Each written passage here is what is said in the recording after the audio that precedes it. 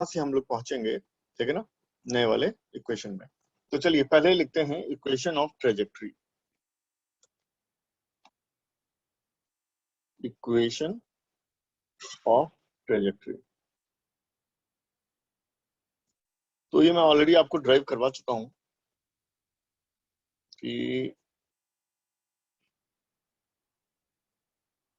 अगर ऐसा मान लीजिए कोऑर्डिनेट सिस्टम है एक्स एंड वाई, और ये आपने यू वेलोसिटी से प्रोजेक्ट किया, एंगल थीटा है, तो ये पैराबोलिक पाथ होता है। और इसकी जो इक्वेशन आती है वो क्या आती है, y is equal to x tan theta minus half g x square u square cos square theta. क्या ये आपको ध्यान है? जी सर। ओके, तो यहाँ पर देखिए एक ऑल्टरनेटिव एक्सप्रेशन इस ट्रेजेक्ट्री का एक और आने वाला है। वो क्या आने वाला है कि यहाँ से अगर हम एक्स टेन थीटा को कॉमन ले लें, तो ब्रैकेट में क्या आने वाला है, one minus half g x square नीचे you square cos square theta, और आएगा एक्स टेन थीटा, है ना, डिनोमिनेटर में एक्स टेन थीटा आ जाएगा। इसको अगर हम सिंप्लीफाई करें तो मैं डायरेक्ट रिजल्ट लिख रहा हूं, आता है x tan theta one minus x upon r.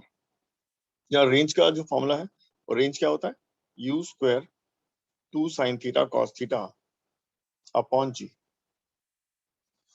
तो ये आप देख सकते हैं कि जो ये एक्सप्रेशन है इसको थोड़ा सिंप्लीफाई करेंगे तो रेंज के टर्म्स में इसे एक्सप्रेस हम कर सकते हैं। तो y is equal to x tan theta one minus x upon r, ठीक है ना, जहाँ रेंज का फॉर्मूला आपको ऑलरेडी पता है, u square sine two theta upon g और u square two sine theta cos theta upon g. तो इसे नोट कर लेते हैं, और ये अगर कोई चीज अगर आप पूछनी हो तो आप बिल्कुल पूछ सकते हैं। तो इस पर बेस है अगला सवाल, ठीक है ना, एक बहुत ही कॉमन एंड पॉपुलर क्वेश्चन। तो वो इसी फॉर्मूले पर बेस है, ये फॉर्मूला ही यूज होगा उसमें, ठीक है। तो मैं उसे बता रहा हूँ, तो पहले आप इसे नोट कर लें, है ना। कोई कर लिया, कर लिया। कर लिया आपने, ठीक है। तो मैं आ रहा हूँ नेक्स्ट इस पर, जो एप्लीकेशन है इसका। तो यहाँ देखिए क्या है कि एक पार्टिकल अगर मान लीजिए थीटा एंगल से प्रोजेक्ट किया, है ना, स्पीड कुछ भी हो, से कोई फर्क नहीं पड़ने वाला, पाथ तो इसका ऐसा होगा ना पैराबोलिक। क्वेश्चन ये है कि कोई भी पॉइंट अगर यहाँ ले लें P और ये ट्राइंगल कंप्लीट कर दें ऐसे, कोई भी पॉइंट ले लें तो ये पैराबोलिक है कर्व, और ये एंगल अगर मान लीजिए अल्फा है और ये एंगल मान लीजिए बीटा है, तो शो करना होता है, show that tan theta, theta क्या था, एंगल ऑफ प्रोजेक्शन, वो बराबर है ten alpha plus tan beta, ठीक है। टेन अल्फा टेन बीटा, ये पी पॉइंट कहीं भी हो सकता है, और ये अकॉर्डिंगली अल्फा बीटा आएंगे, ठीक है ना, ट्राइंगल के जो बेस एंगल्स है। और इन एंगल्स के टर्म्स में आपको बताना है कि टेन थीटा जो होगा always equal to tan alpha plus tan beta, right. अब सवाल ये कि इसे, है ना, अप्रोच कैसे करें। तो मान लीजिए कोई पी पॉइंट है ना, तो इसकी हाइट कुछ एच मान लेते हैं। तो वाई कोऑर्डिनेट तो पी पॉइंट का हो गया एच, राइट। और ये ऑरिजिन है, और ये डिस्टेंस अगर मैं ए मान लूं और ये वाला डिस्टेंस बी मान लूं, ये यहां से लेके यहां तक, ठीक है, ये ए है, तो रेंज हो जाएगी ए प्लस बी, ठीक है जी। रेंज यही होती है ना, ए प्लस बी। और अगर जो इक्वेशन ऑफ ट्रेजेक्टरी अभी हमने ड्राइव की थी उसे यूज किया जाए, पहले उसे लिख लिया जाए, तो लिखा जाए तो y होता है x tan theta bracket one minus x upon r, x upon r. तो अगर मान लीजिए अब ये वैल्यूज पुट करें, है ना, और फिर इसको सिंप्लीफाई करें तो हमें ये रिजल्ट मिल जाना चाहिए, मिलता है। तो लेट्स सी कैसे। तो जैसे y है, अब हम p पॉइंट की बात कर रहे हैं, तो p के जो कोऑर्डिनेट्स हैं, x कोऑर्डिनेट क्या है a और y कोऑर्डिनेट क्या है h, ऐसे होगा, y कोऑर्डिनेट होगा h और x कोऑर्डिनेट क्या होगा a। तो मैं y की जगह रख रहा हूँ h और x का रख रहा हूँ a, और ये है ten theta one minus x, फिर से क्या होगा a, और r की जगह मैं रख रहा हूँ a प्लस b, बिकॉज जो रेंज है वो a प्लस b के बराबर है। तो इसको जरा सिंप्लीफाई किया जाए, लेट्स सी क्या आता है। तो मुझे लगता है नेक्स्ट पेज पे जाना पड़ेगा मुझे, लेकिन चलिए देखते हैं यहाँ पर। तो a टेन थीटा, और ये क्या आ जाएगा, देखो a plus b minus a upon a plus b, तो यहाँ से आपका a हो गया कैंसिल, तो ये आ गया b upon a plus b. तो अगर मैं इधर ये लिखूंगा तो देखता हूँ क्या आता है। तो h अपॉन ए और यहाँ आ जाएगा a plus b upon b, और इधर है tan थीटा। चलिए मैथ से बेसिकली सिंप्लीफाई करेंगे, आपको रिजल्ट मिल जाएगा। तो स्पेसिफिकली इसी डेरिवेशन बेस्ड क्वेश्चन होता है ना, और ये मिलता है बहुत जगह, है ना, असाइनमेंट में कहीं भी आपको मिल जाएगा। तो इसको थोड़ा सिंप्लीफाई करें, जैसे एच ए है, इसको मल्टीप्लाई करते हैं अगर, यहाँ चलिए एच ए है, इसको a अपॉन बी प्लस, अगर बी ही लिख दें केवल, और अब इन टर्म्स को मल्टीप्लाई कर दें तो ये हो जाएगा h a upon a b plus h b upon, है ना, बी अपॉन ए। तो h अपॉन ए है, और ये जो है देखो क्या आता है, तो ये टर्म क्या आने वाला है, चलिए एक मिनट में इसको थोड़ा सा यहाँ से कुछ सिंप्लीफाई कर लें, बेटर होगा, ठीक है ना। मैं h को अंदर रहने देता हूँ और a और नीचे ए बी कर देता हूँ, दिस विल बी बेटर। तो यहाँ से देखो b से b कैंसिल है, a से a कैंसिल है, और h को मैं अंदर ले आता हूँ, तो ये h upon b plus h upon a बन जाएगा। और अब हम ध्यान से देख सकते हैं कि h अपॉन बी क्या है और h अपॉन ए क्या है, ठीक है। ट्रायंगल दिख रहा है, तो h अपॉन ए बेसिकली क्या होगा, tan अल्फा, और h अपॉन बी क्या हो जाएगा, tan बीटा, है ना, परपेंडिकुलर अपॉन बेस। तो h अपॉन बी को मैं यहाँ लिख रहा हूँ tan बीटा, और ये मैं लिख रहा हूँ tan अल्फा, और ये हमारा है रिक्वायर्ड रिजल्ट।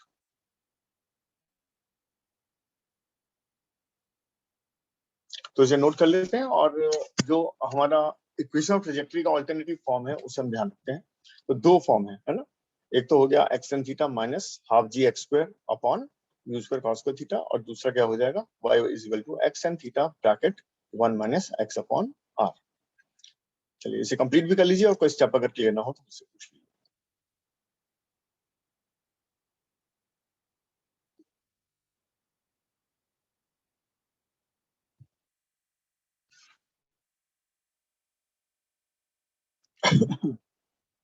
सर कर लिया और समझ गया, आपने खत्म करने के बाद क्या बोला था वो नहीं समझा मैंने। खत्म करने के बाद मैंने क्या बोला था, मैंने दो फॉर्मूले बोले हैं इक्वेशन ऑफ ट्रेजेक्टरी के।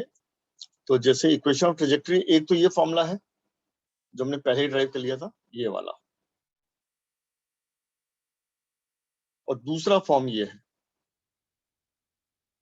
ये दोनों ध्यान रखने हैं, दोनों इक्वेशन ऑफ ट्रेजेक्टरी के फॉर्मूले एक्सप्रेशंस हैं, और दूसरे वाले को यूज करते हुए हमने ये सवाल किया। ये बोला था मैंने कि दो हमारे पास एक्सप्रेशंस हैं, है ना, दो इक्वेशंस हैं इक्वेशन ऑफ ट्रेजेक्टरी के, दोनों में ध्यान रखना है, जी ठीक है, समझ गया। ठीक है। चलिए अंशिका जी, अभी देख पा रहे हैं, कोई डाउट कोई? Yes, no sir. चलिए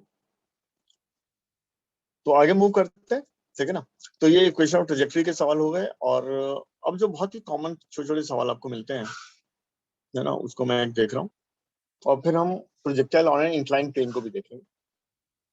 एक बहुत ही कॉमन सवाल है जो ऑल्दो अभी, चलिए फिर भी पूछ लिया जाए। जैसे कोई प्लेन है मान लीजिए, ठीक है ना, ये प्लेन जो मूव कर रहा है, चलिए 10 मीटर पर सेकंड से, और इसकी जो ग्राउंड से हाइट है वो है 100 मीटर्स, राइट। तो यहाँ पर कोई एक टारगेट है, यानी इसे बॉम्ब ड्रॉप करना है और इस टारगेट को हिट करना है।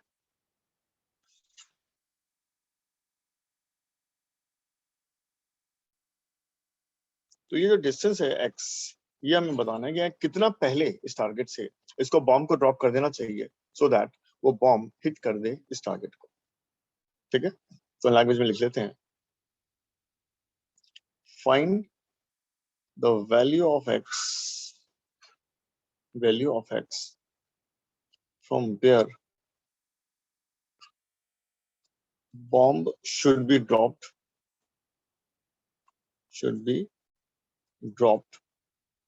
from the plane so that it hits the target, ठीक है। तो बहुत ही कॉमन सा सवाल है, स्कूल लेवल पे पूछा जाता है, ठीक है। तो 100 मीटर हाइट है और यहाँ से एक बॉडी को ड्रॉप किया, मतलब बॉम्ब को ड्रॉप किया बेसिकली इस प्लेन से, जो हॉरिजॉन्टली मूव कर रहा है with the velocity 10 meter per second. तो आपको बताने की कितना डिस्टेंस पहले हॉरिजॉन्टली टारगेट से पहले बॉम्ब को ड्रॉप किया जाए सो दैट बॉम्ब हिट कर दे इस टारगेट को। वैसे तो मैं एक्सपेक्ट करूंगा आप लोग करें, थोड़ा सा सॉल्व करें, बताएं या शेयर कर सकते हैं कि कैसे करना है।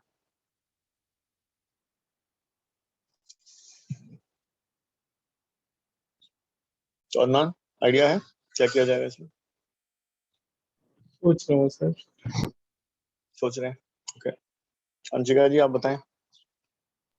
सर मैं भी सोच रही हूँ।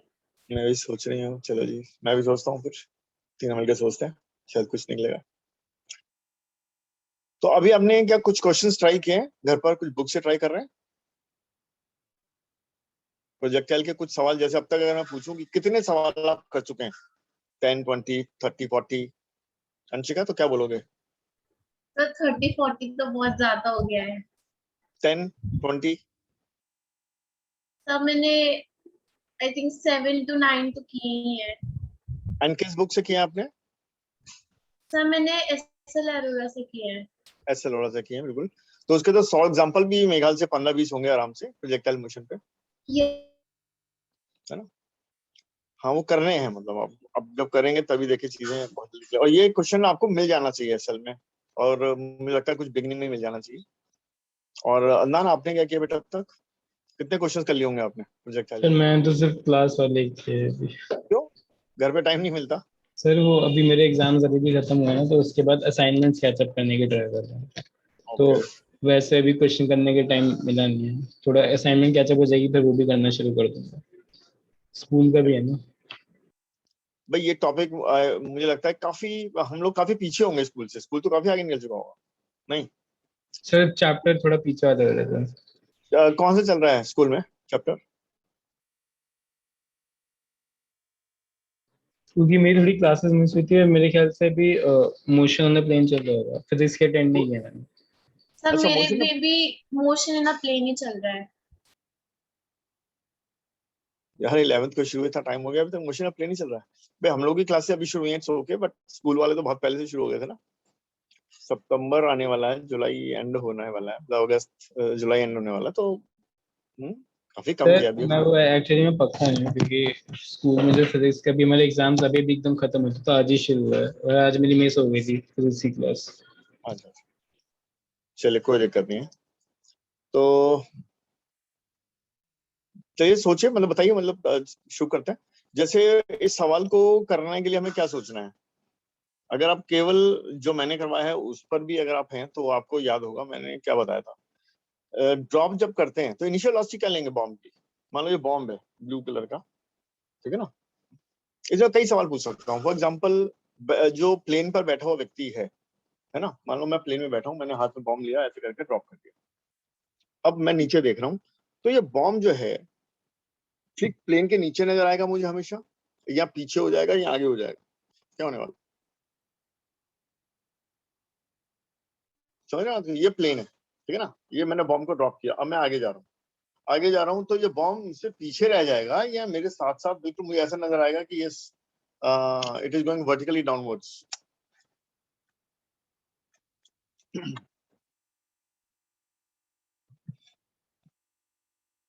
क्या लगेगा? या इनिशियल वेलोसिटी क्या लेनी है? ग्राउंड फ्रेम से देखें, मतलब ग्राउंड से खड़ा हुआ व्यक्ति को देख रहा है बॉम्ब को, तो उसे क्या इनिशियल वेलोसिटी नजर आने वाली है जस्ट से ही वो बॉम्ब डिटैच होगा फ्रॉम द प्लेन, ड्रॉप होगा फ्रॉम द प्लेन? तो इनिशियल तो जीरो होगी ना। इनिशियल तो 0 होगी। चलिए देखते हैं। और क्या नाम है, अंशिका आप क्या बोलोगे बेटा, इनिशियल वेलोसिटी क्या है? सर आई थिंक 10 मीटर पर सेकेंड। हॉरिजॉन्टली और वर्टिकल भी कुछ है? What is the direction?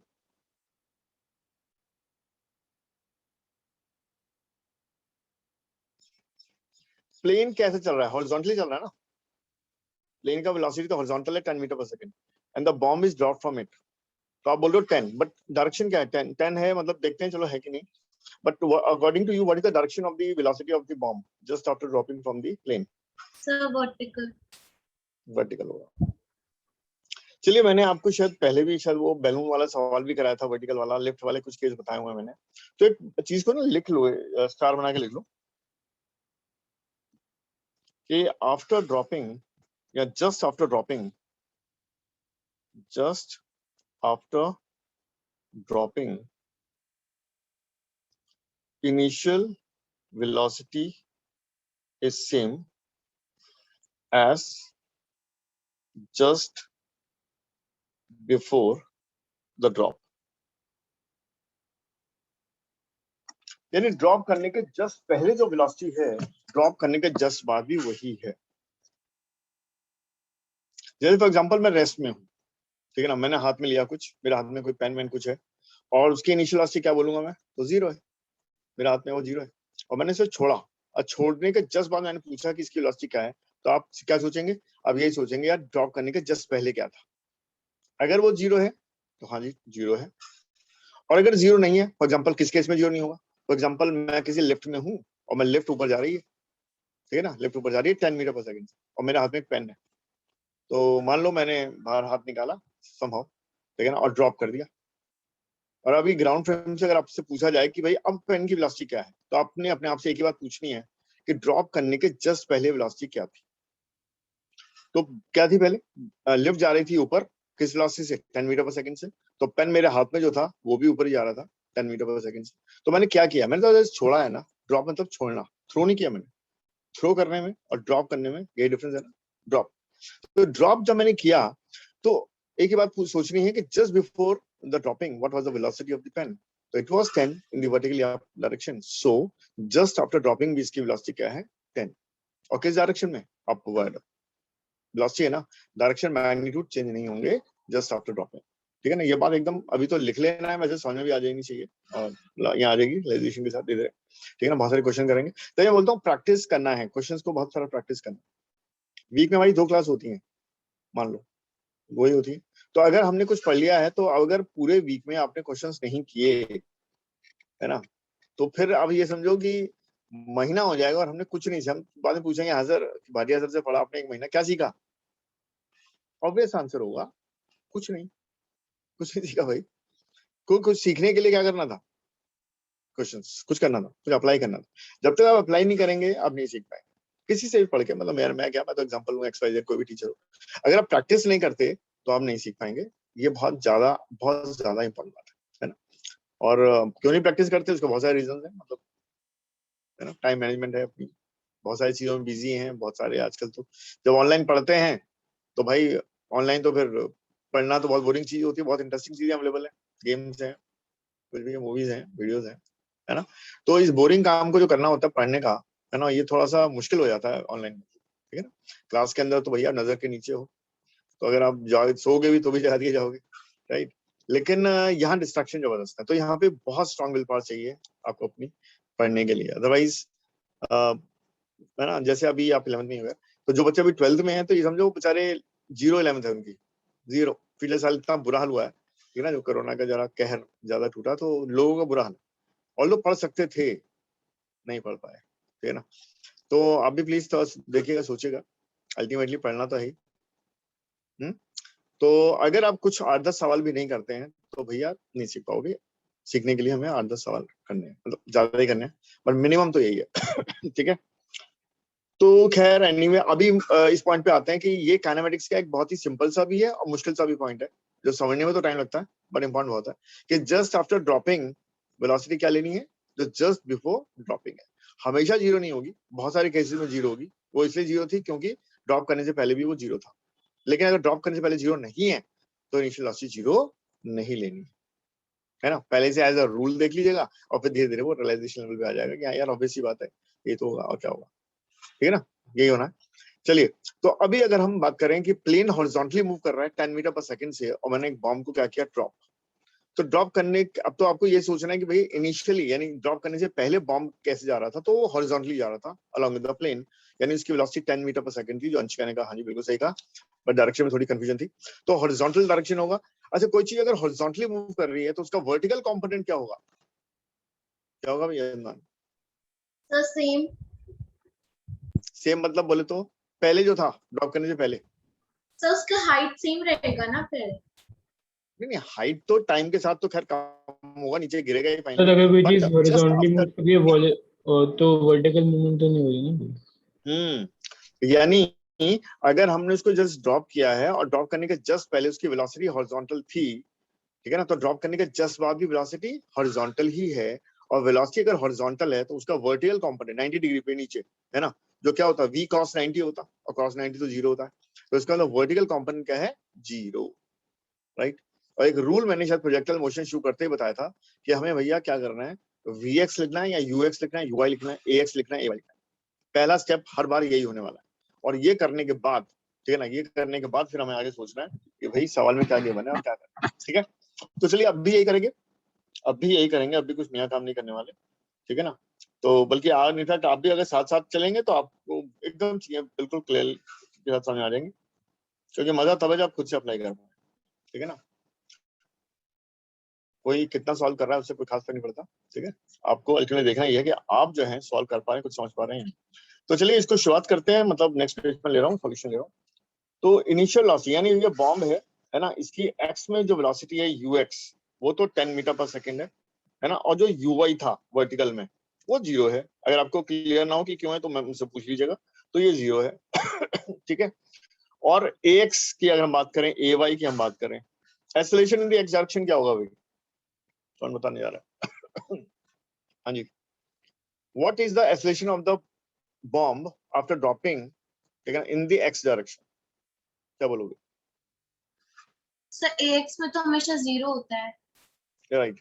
अच्छा, हमेशा होता है वो नहीं होगा, आज मैं कुछ अलग करूंगा तो उसमें आप देखोगे कि नहीं होगा उसके, ठीक है ना। लेकिन डिपेंड करेगा। लेकिन अगर हाँ, एज फार एज हम ग्राउंड के हॉरिजॉन्टल की बात कर रहे हैं, ग्राउंड मतलब अर्थ के पैरेलल की बात कर रहे हैं x, then it's always true because the only force acting is mg which is vertically downwards। तो फोर्स ही वर्टिकल है तो एक्सेलरेशन एक्स में कैसे हो सकता है, तो इसलिए एक्सेलरेशन तो भाई एक्स में जीरो है, राइट। और y में only mg is acting, mg को मास से डिवाइड करेंगे तो g बचेगा, यानी कि माइनस जी बेसिकली डाउनवर्ड है। तो ये चीज ऐसे, ये वो स्टेप है जो शायद मैं हर सवाल में हर जगह हर बार कर रहा हूँ, तो इसलिए अब तक हमें बिल्कुल एकदम से याद सा हो जाना चाहिए। तो चलिए हो गया याद, ठीक है। तो इसे मैंने एक तरह से ऑरिजिन ले लिया, और ये बॉडी जो है अब ये कुछ ऐसा पाथ लेते हुए फाइनली इस टारगेट को हिट करने वाली है, ठीक है ना।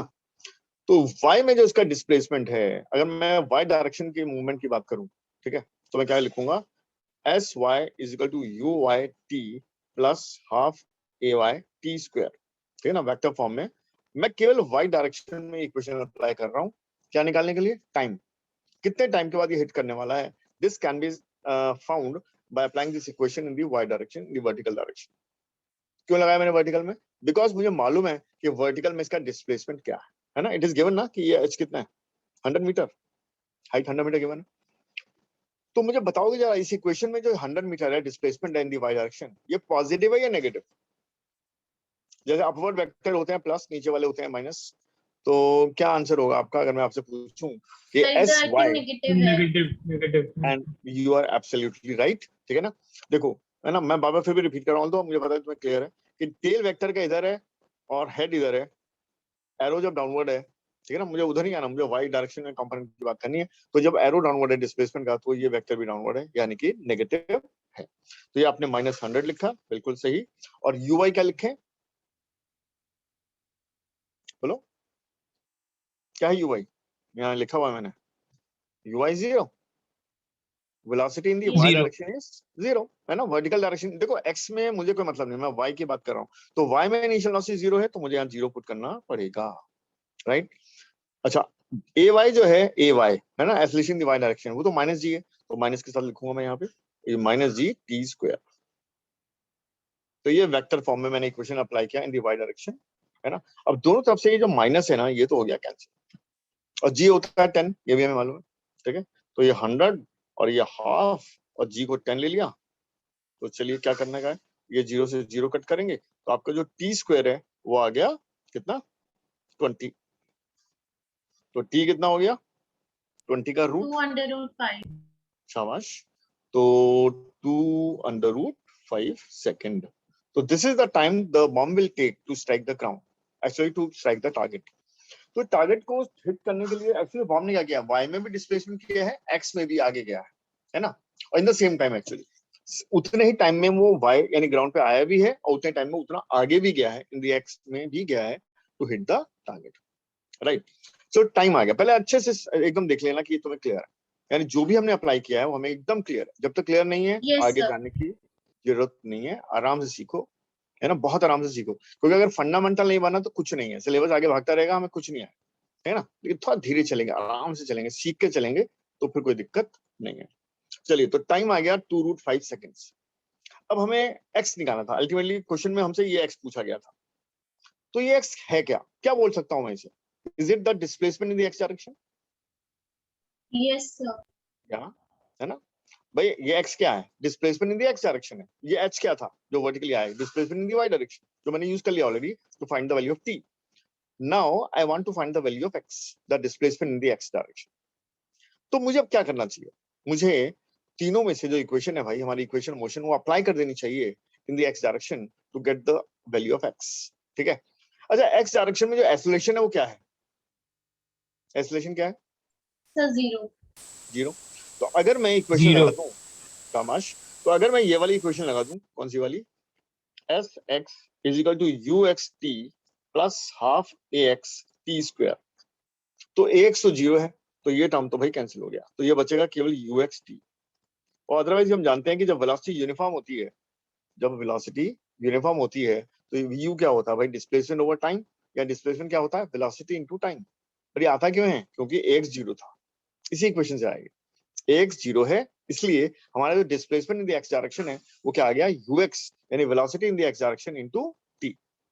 तो चलिए, अब ये जो sx है यही तो x है, ये तो निकालना है। अब ux क्या हमें मालूम है, क्या हमें मालूम Yes, है sir. कि बॉम्ब का जो ux था वो क्या है, इट इज, या हाउ So मच, 10 meter per second. It is 10 meter per second, In meter per second. है ना, जो वही जो भाई प्लेन की वेलोसिटी थी वही बॉम्ब की थी इनिशियली x में, तो वही उसका ux है, तो ये 10 मीटर पर सेकंड आ गया। एंड टाइम हम निकाल चुके हैं ऑलरेडी, टाइम कितना निकाला भाई हमने, टाइम Sir, 2 under root 5. 2/5. 2√5, बिल्कुल सही। तो ये देखो मीटर पर सेकंड है, ये सेकंड है, तो सेकंड से सेकंड कट, मीटर में आएगा आंसर, तो 2 इंटू 10 इज 20, तो ये आंसर आ गया 20√5, यूनिट इज मीटर, ठीक है ना। तो ये हमारा आंसर आ गया, बिल्कुल सिंपल सा सवाल, लेकिन इसको हमें देखना अच्छे से अंडरस्टैंड करना है कि यार क्या क्या हुआ है, तो क्या क्या छोटी छोटी बातें इन्वॉल्व थी इसमें।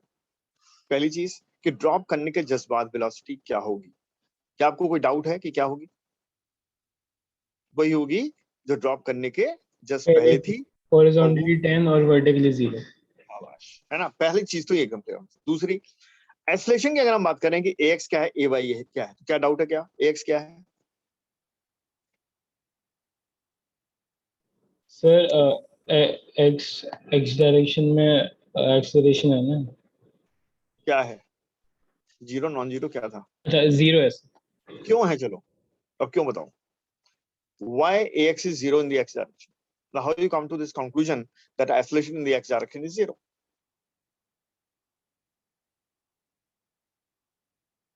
तो यहाँ कुछ धुंधला है, कुछ क्लैरिटी है, कोई डाउट है, उतना नजर नहीं आया अभी कि why ax is 0, let's see, Anshika जी आप बताएंगे। सर क्योंकि शायद से उस डायरेक्शन में कोई फोर्स एक्ट नहीं हो रहा उस पर।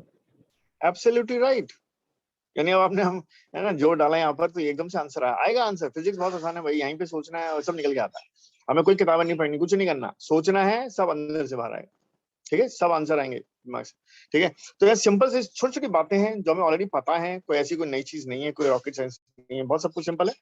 तो सीधी सी बात है, वही फ्री बॉडी डायग्राम की बात करें तो मतलब एक मास है भाई बॉम्ब, तो बॉम्ब पर जो फोर्स लग रहा है mg तो लग रहा है डाउनवर्ड्स, तो अगर वर्टिकली डाउनवर्ड फोर्स लग रहा है, एक्स में कोई फोर्स ही नहीं है, तो एक्स में कोई एक्सेलरेशन भी नहीं होगा, और इसलिए ax हमारा क्या है, 0, और जो ay है वो g है, क्यों, क्योंकि फोर्स को हमने मास से डिवाइड किया तो बचा क्या, g बचा इन द डाउनवर्ड डायरेक्शन, तो इसलिए हमने इसको नेगेटिव लिया, बिकॉज हमने डाउनवर्ड वेक्टर्स को लिया था नेगेटिव, अपवर्ड वेक्टर हमारे क्या थे, पॉजिटिव। क्या एकदम क्लियर है, जी सर। तो सेकंड पॉइंट भी यानी हमें क्लियर है कि अजी अंशिका एकदम क्लियर है ना बेटा, ax क्यों 0 Yes, sir. है और ay क्यों -g है, एकदम क्लियर होना, ये छोटे छोटे पॉइंट मिला मिला के ही सब कुछ होने वाला है, ठीक है ना। चलिए, तो ये क्लियर हो गया एकदम कि ax 0 है, ay हमारा g था, ओके गुड। तो नेक्स्ट क्या था, हमें क्या निकालना था, हमें निकालना था हॉरिजॉन्टल डिस्टेंस क्या होगा x। तो आपको अपने आप से क्या सोचना है, आपने सोचना है यार ux तो मालूम है, velocity in the x direction is known, और अगर डिस्प्लेसमेंट चाहिए तो क्या चाहिए, टाइम चाहिए, बिकॉज वेलोसिटी इनटू टाइम हमें डिस्प्लेसमेंट दे देगा, यानी टाइम चाहिए। अब ये टाइम कैसे आएगा, तो जैसे ही आप जोड़ डालोगे यहाँ सर, पर। हाँ जी बोलो बेटा। सर मुझे एक चीज पूछनी है। बोलो। सर जो हमने एस वाई मतलब जो एस वाई हमने ढूंढा था, जो एक्स वाई हमने चुना था, क्या बोल रहे हो आप, दोबारा बोलो। सर नहीं, मैं समझ गई। अरे पूछ लो, समझ गए तो ही पूछ लो। नहीं हाँ बोलो, मैं भी तो समझू कि तुमने क्या पूछा। सर, मैं भूल गई थी कि हमने टाइम ढूंढा था या फिर एस वाई, इसलिए मैं थोड़ा कंफ्यूज हो गई थी। फिर मैंने अभी देखा तो एस वाई हमें पहले से पता था। राइट। और जो टाइम होगा ना, यानी वाई जितना जितना ऊपर से नीचे गिरने का टाइम है, उतना ही उसे आगे जाने का टाइम होगा, दोनों टाइम सेम होंगे। कई बार बच्चों को इसमें भी कंफ्यूजन होती है, बच्चा कहता है सर वाई में ये टाइम अलग है, आगे जाने का टाइम अलग है। उससे पूछो भैया टारगेट को स्ट्राइक कर रहा है वो, है ना। यानी घड़ी पे देखा तुमने 4 बजे बॉम्ब गिराया मैंने, 4:02 पे स्ट्राइक कर गया, तो 2 मिनट लगे उसे क्या करने में, उतना ही वाई चलने में और उतना ही एक्स चलने में। तो एक्स में जो डिस्प्लेसमेंट है उसका टाइम और जो वाई में डिस्प्लेसमेंट था उसका टाइम अलग नहीं है, सेम है। वही बॉम्ब है, वही टारगेट है, वही बॉम्ब टकराया जाके, तो टाइम सेम लगा। यानी जितने टाइम में वो वाई में डिस्प्लेस हुआ उतना ही टाइम मिला उसे एक्स में जाने के लिए भी, है ना। कभी कभी बच्चों को ये दिक्कत आती है कि यार ये टाइम सेम कैसे हैं, ये तो अलग होंगे, क्योंकि वाई में तो एसलेशन हो रहा है, एक्स में कोई एसलेशन नहीं है। एक्स में वेलोसिटी थी, वाई में इनिशियल वेलोसिटी नहीं थी, तो यार टाइम कैसे सेम आ गया। क्योंकि हमें फॉर्मूले नहीं लगाने, हमें सोचना है। हमें ये सोचना है कि भैया बॉम्ब के हाथ में घड़ी बंधी हुई है, 4 बजे जो है वो बॉम्ब वहां से निकला, कहाँ से, प्लेन से, और 4:02 पे वो गिर गया किस पे, टारगेट पे। तो घड़ी में कुछ बजा होगा ना, तो घड़ी में जो बजा वो 2 मिनट थे, यानी 2 मिनट का गैप था। तो यानी उतने ही टाइम में वो वाई में आया, उतने ही टाइम में वो एक्स में भी गया। क्या ये क्लियर है, क्लियर है ना। Yes sir. तो यानी अब छोटी छोटी बातें हमें समझ में आ गई हैं कि अच्छा या यूएक्स क्या लेना है, यूआई क्या लेना है, एक्स क्या लेना है, एवाई क्या लेना है, और टी दोनों केस में सेम क्यों है। और वाई वाले इक्वेशन से हम टाइम निकालने जा रहे हैं, वाई वाले इक्वेशन से टाइम, क्योंकि एक्स में तो भाई टाइम निकाल नहीं पाएंगे, क्योंकि एक्स में क्या है, एक्स तो अननोन है, मतलब displacement the x direction is unknown, we know only the velocity, and how can then find the value of t. X तो है नहीं, वेलोसिटी यूनिफॉर्म है, तो हमें क्या पता भाई, कोई कंडीशन होनी चाहिए ना। तो टाइम के लिए हमने वो कंडीशन क्या यूज की है, वाई में, यानी उसे टारगेट से टकराने के लिए वाई में कितना डिस्प्लेस होना पड़ेगा, तो आंसर है 100, क्योंकि उसकी हाइट क्या थी, 100 मीटर। क्या ये बात समझ में आ रही है, आ रही है ना अदनान। जी सर। ठीक है ना। तो ये सारी बातें लिंक करनी है, और तो ऐसे नहीं कि छोटा सा सवाल है, ये फॉर्मूला लगाया आंसर आ गया खत्म हुई कहानी, ऐसे नहीं है। इसको अच्छे से रियलाइज करना है कि क्या क्या हो रहा है, क्या क्या हो रहा है, क्या क्या हो रहा है, और जब इस पे करेंगे तो बातें एकदम से साफ होती चली जाएंगी। तो चलिए, ये सवाल हमें बहुत ही आसान सा भी है और अच्छा सा भी है, बढ़िया सा भी है, और ये सवाल हमने सीखा। चलिए आगे मूव करते हैं। तो बेसिकली अगर मैं सिलेबस की बात करूं तो भाई वैसे तो शायद स्कूल लेवल पे ये ना हो, पर कॉम्पिटेटिव लेवल पे होता है क्या, projectile motion on an inclined plane. ठीक है ना। तो मैं इंक्लाइन प्लेन पर रेंज का और टाइम ऑफ फ्लाइट का एक्सप्रेशन देने जा रहा हूँ, तो लेट्स सी वो क्या है ना, समझते हैं थोड़ा बहुत। ठीक है ना। और इसमें हल्की फुल्की ट्रिग्नोमेट्री के कुछ फॉर्मूले लगेंगे, एक दो पहले मैं बता दूंगा, फिर हम आराम से अप्लाई करेंगे। बहुत आराम से सीखना है, कोई स्टेप क्लियर ना हो तो आराम से पूछ लेना है। ओके, चलिए मैं स्टार्ट कर रहा हूँ। तो next heading is expression of time of flight and range on the incline plane.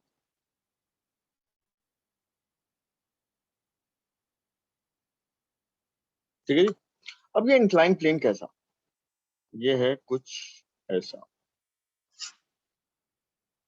ठीक है, ट्रायंगल जैसा, इसे वेज भी बोलते हैं, WEDG, वेज, या इसे इंक्लाइन प्लेन बोलते हैं, जैसे झूला, आपका झूला होता है ना, क्या बोलते हैं उसको, स्विंग तो नहीं बोलते, क्या बोलते हैं सर भाई, सीसॉ। सीसॉ भी नहीं, जिसमें स्लिप करते हुए आप ऊपर से नीचे आते हो, sir slide. Right. Slide, right.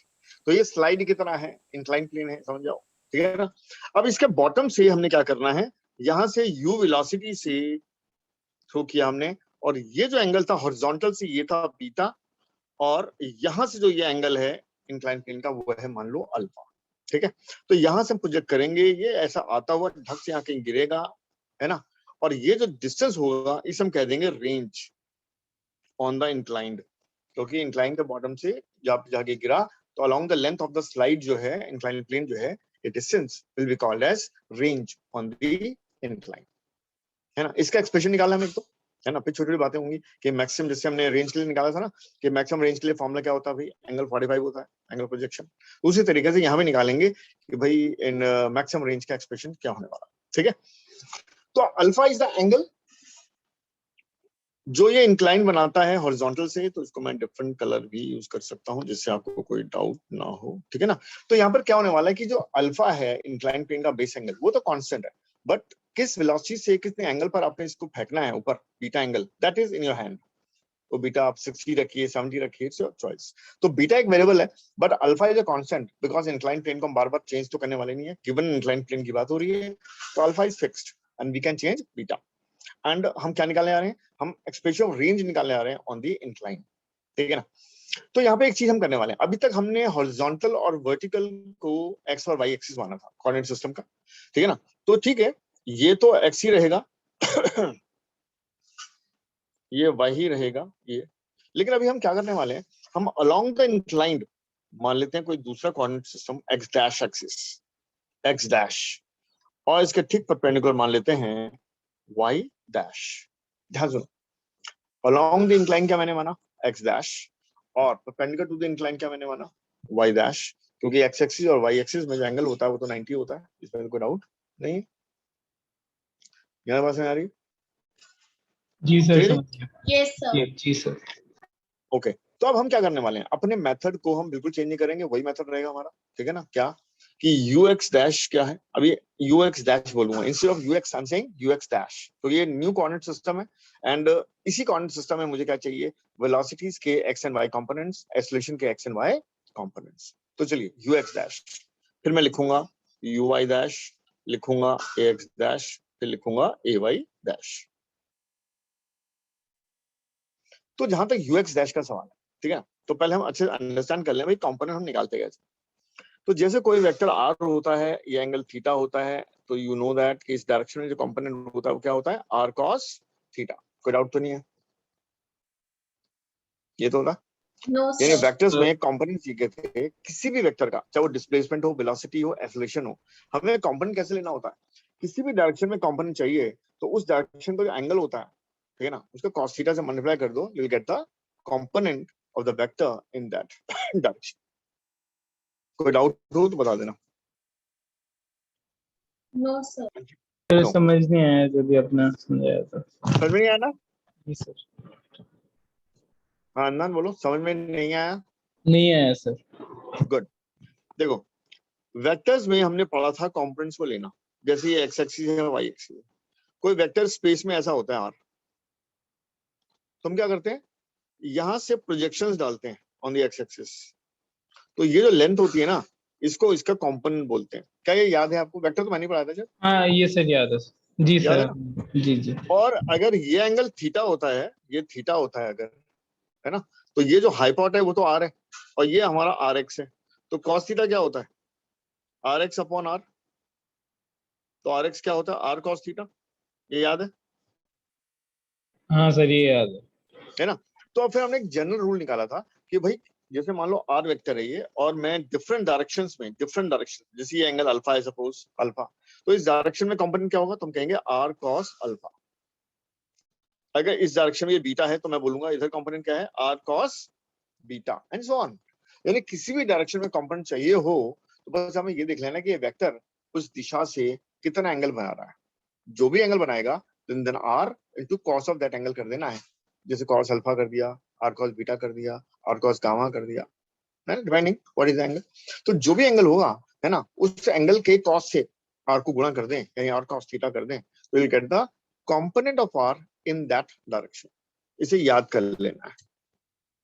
क्या याद हो गया? है। जी सर।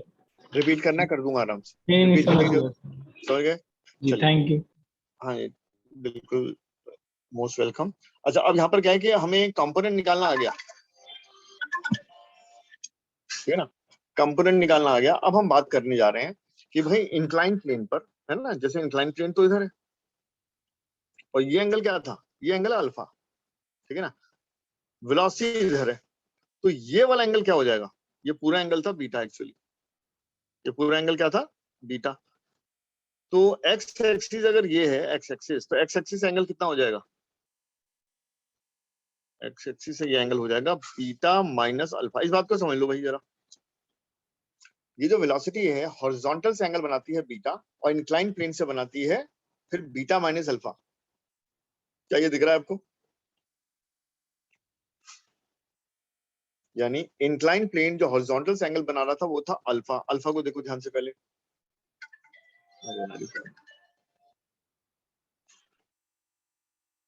ठीक है, एक मिनट हाँ सर। शांति से देखो कि इंक्लाइन प्लेन जो हॉरिजॉन्टल से एंगल बना रहा है वो अल्फा है। क्या ये क्लियर है,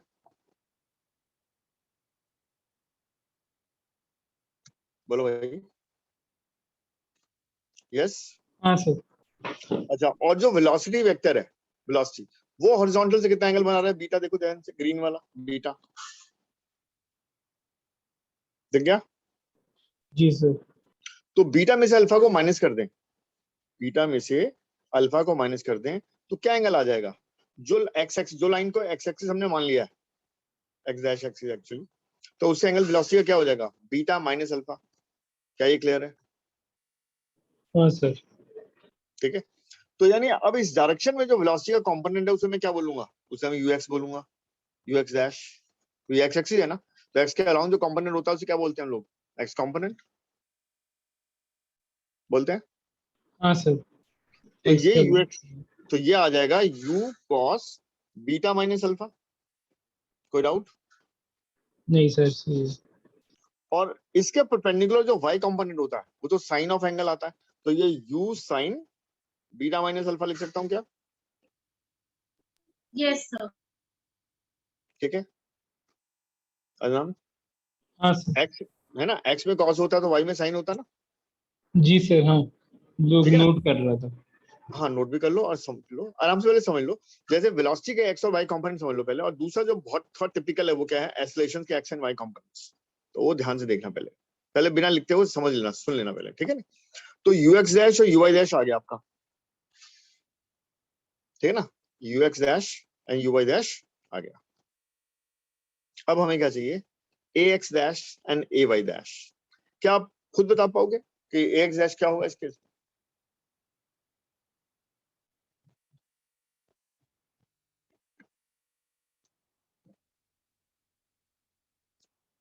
हाँ जी, क्या बता सकते हो कि x सर कंपोनेंट क्या होगा ऐसे, मुझे तो नहीं आ रहा, हाँ मुझे नहीं आ रहा। कोई बात नहीं, चलिए तो ध्यान से देखते हैं। अंशिका एकदम अटेंशन दो। यस देखो एक्सेलरेशन जो होता है वो वर्टिकली डाउनवर्ड होता है, ये तो हमें मालूम है, कोई डाउट नहीं है, यस सर। ठीक है ना। और इसके यहाँ अगर परपेंडिकुलर लाइन खींच दें, परपेंडिकुलर टू द इंक्लाइन, तो ऊपर हो गया y और इधर हो गया x, और ये g है। ध्यान से देखना, अगर ये एंगल 90 है, ये वाला 90 तो होगा ही, परपेंडिकुलर है ना, और ये अल्फा है, तो ये वाला एंगल क्या हो गया, 90 माइनस अल्फा। ध्यान से देखो, ट्रायंगल के अंदर तीनों एंगल का सम तो 180 होता है ना, तो ये वाला एंगल जो मैंने ब्राउन से बनाया है वो 90 माइनस अल्फा है। क्या ये समझ में आ रहा है,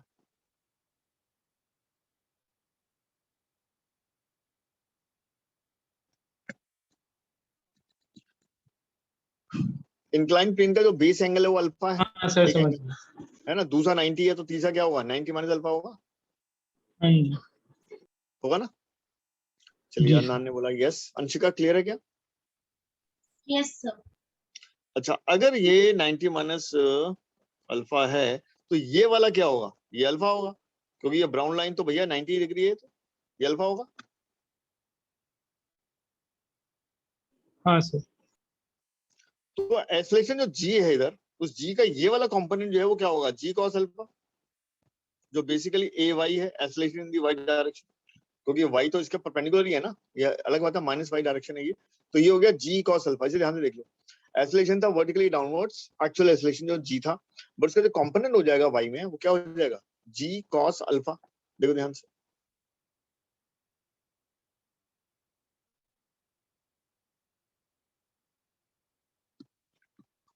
क्या हो जाएगा, बिल्कुल वैसे ही जैसे आर का कंपोनेंट लिया था भैया, थीटा कॉस थीटा किया था ना, तो वैसे अगर ये जी है, जी भी तो एक वेक्टर है। सर इसमें हम लोग जी को एक्स एक्सिस ले रहे हैं।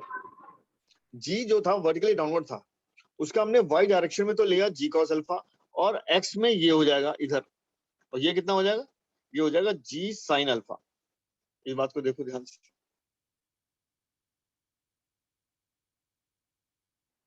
जी कॉस अल्फा सी जी साइन अल्फा की बात समझो, कर सकते हैं नहीं, नहीं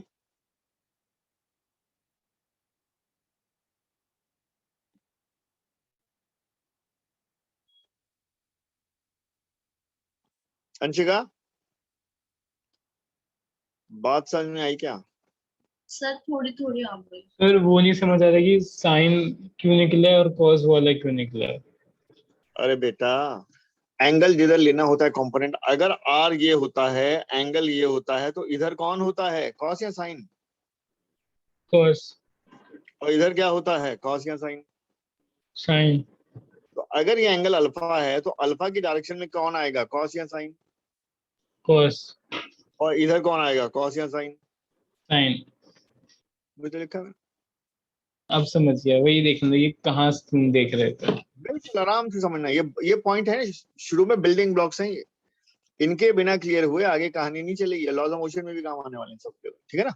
तो ये बिल्डिंग ब्लॉक छोटे छोटे पॉइंट्स हैं स्टार्टिंग के, बिगिनिंग के, तो इसको आराम आराम से ध्यान ध्यान से सीखना, ठीक है।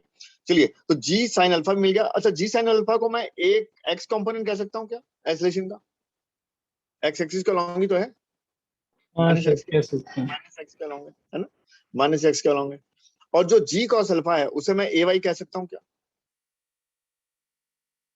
माइनस वाई का लॉन्ग ही तो है, हाँ सर। ठीक है। चलो जी अंशिका जी, आप भी क्लियर हो एकदम कि yes x a y u x u y, ये चार चीजें हमें चाहिए होती है, मिल गई हमें, है ना। हमारा यू एक्स क्या होगा, u cos beta minus alpha with a positive sign, because ये प्लस एक्स के अलॉन्ग था। और वाई कंपोनेंट क्या होगा, u sine beta minus alpha, जो कि प्लस वाई के अलॉन्ग होगा, ये तो वेलोसिटी के एक्स और वाई कंपोनेंट हो गए। फिर ए एक्स क्या है, ए एक्स है माइनस जी साइन अल्फा, माइनस क्यों, क्योंकि माइनस एक्स के अलॉन्ग है। और ए वाई जो है वो minus g cos alpha, because minus y के अलॉन्ग है। क्या ये क्लियर है, ये चारों चीजें एकदम समझ में आ गई है। Yes sir. अब मैं इनको लिख लेता हूँ, जो पीछे मैं अपना चार्ट बना रहा था, यू एक्स जो है मेरा, वो क्या आ गया, you cos beta minus alpha, ये आ गया you sine beta minus alpha, और ये आ गया माइनस जी साइन अल्फा, और ये आ गया माइनस जी कॉस अल्फा। तो मेरा चार्ट कंप्लीट हो गया भाई, u x dash u y dash a x dash a y dash मुझे मिल गए। Clear, yes sir. Right. Yes अब सर। हमें क्या निकाल, हाँ जी बोलो अदनान, ठीक है ना। जी सर। चलिए, अब हमें क्या करना है, टाइम ऑफ फ्लाइट निकालना है। तो टाइम ऑफ फ्लाइट नॉर्मली हम कैसे निकालते हैं, क्योंकि देखो ये लाइन एक्स एक्सिस है, ऑरिजिन से जब हमने थ्रो किया था तो भी ये एक्स एक्सिस पे था, और जब गिरा ये तो भी एक्स एक्सिस पे वापस आ गया।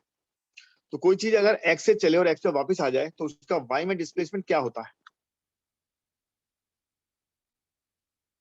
इनिशियली भी। वाई में डिस्प्लेसमेंट तो जीरो ही होगा ना फिर उसका। हाँ हाँ बिल्कुल सही है, गुड वेरी गुड। यानी एक्स से चला, एक्स पे वापस आया तो वाई में डिस्प्लेसमेंट क्या हो गया, जीरो, वेरी गुड। और यही अब हमें अप्लाई करना है to get the value of time. यानी अब मैं क्या कर रहा हूं, मैं क्या कर रहा हूं, नया पेज खोलता हूँ, ठीक है। तो हम क्या करते हैं, वाई डायरेक्शन में ये वाली इक्वेशन लगाते हैं, वाई डायरेक्शन में ये वाली इक्वेशन लगाते हैं, और एस वाई तो मैं अब जीरो लिख सकता हूं, इसमें तो कोई डाउट नहीं है ना। एक्स से चल के एक्स में आया, वाई में डिस्प्लेसमेंट जीरो, क्लियर है क्या। जी सर। और यू वाई जो हमने लिया था, याद है ना, यू वाई क्या था, you sine alpha minus beta, यही था। हाँ सर। और टाइम फिर माइनस हाफ, जो ए वाई है हमारा, ए वाई वो क्या था, जी कॉस अल्फा, याद है ना।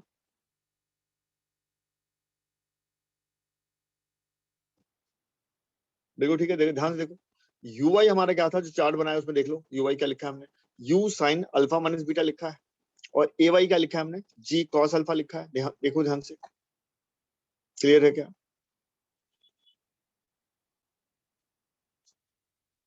अंशिका क्लियर है क्या? Yes sir. अदनान? तो यूआई एक बार बताइएगा क्या था? अरे अपने चार्ट में देखो ना, 4 चीजें लिखवाएंगे चार्ट में, ये ना तुमने क्या सर, लिखा हुआ है?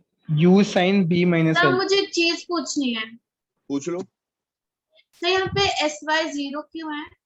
बेटा। कोई चीज अगर एक्स एक्सिस से चलती है और एक्स पे वापस आती है, ये देखो एक्स पे था ना इनिशियली, चलो और पीछे आओ, एक्स पे था ऑरिजिन, यस सर। और वापस गिरा एक्स पे। कोई चीज एक्स से चल रही है, एक्स पे वापस गिरेगी, तो वाई में डिस्प्लेसमेंट क्या होगा भाई? सर 0। तो इसलिए 0 है। अच्छा चलो, चार्ट भी आपके सामने खुल गया है। तो यू एक्स डैश क्या था, you cos beta minus alpha, और यू वाई क्या था, you sine beta minus alpha. देखो भाई अनंत, जी सर। यू वाई तो ठीक है ना, तो यही तो हमने लिखा, तो यू वाई इतना है, और ए वाई भी हमारा जी कॉस अल्फा, देखो ध्यान से, तो ये मैंने यहाँ पे पुट कर दिया है। अच्छा ये बीटा माइनस अल्फा, बस ये लगवा दो, ये तुमने ठीक कहा। मैं वही बोल रहा था कि ये एकदम सही बोल रहे हो, एकदम सही बोल रहे हो, मैंने अल्फा माइनस बीटा लिख दिया, तो ये बीटा माइनस अल्फा है। तो बिल्कुल यहाँ तक क्लियर है। चलिए अब आगे क्या करेंगे, टी को कॉमन ले लो, सिंप्लीफाई कर दो, तो मैं वैसे टी सीधा लिख देता हूँ, तो ये आना है 2u sine beta minus alpha upon g cos alpha. तो ये हमारा रिजल्ट आने वाला है टाइम का। देख लो क्या क्लियर है?